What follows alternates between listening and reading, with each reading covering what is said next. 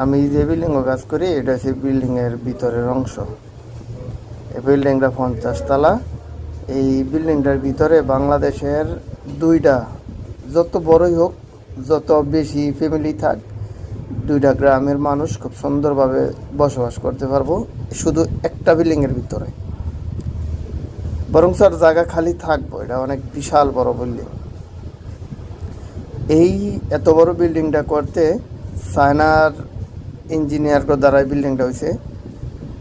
এই বিল্ডিংটা করতে সময় লাগছে 2 থেকে 2.5 বছর, আর 5 থেকে 6 মাস সময় লাগবো একদম কমপ্লিট বিল্ডিং। এটা রং, টাইলস, কারেন্ট ইত্যাদি যা আছে সব কমপ্লিট।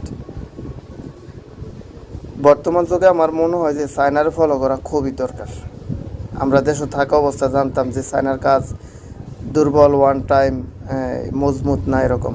এই জায়গায় ছাদ, ওয়াল, পিলার, বিম যা আছে সব একসাথে ডালাই হয়, কংক্রিট ডালাই সব, তাহলে অনেক মজবুত।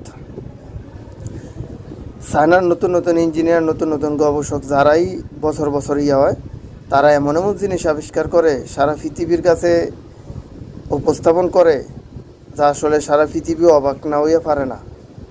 এই একটা বিল্ডিং বাংলাদেশ দিতে সময় লাগবে 10 বছর, চায়না 2-3 বছরে শেষ করে লেছে। সম্ভব। বর্তমান যুগে চায়নার ফলো করা দরকার। বাংলাদেশের নতুন নতুন ইঞ্জিনিয়ার, গবেষক যারাই হয় বছর বছর, তারা অটো রিক্সা আবিষ্কার করে। আরে ভাই, অটো রিক্সা আবিষ্কার করলে কি একটা দেশ উন্নত হইব? জীবনও সম্ভব না। চায়নার ফলো করতে হইব। চায়নার ফলো করলে দেশ অনেক দূর পর্যন্ত আগায় দেব। বাংলাদেশ সব হিংসা প্রতিহিংসা ছাইরা দিয়া দেশ লইয়া ভাবলে, দেশ নিয়ে চিন্তা করলে দেশটা সুন্দর হইব।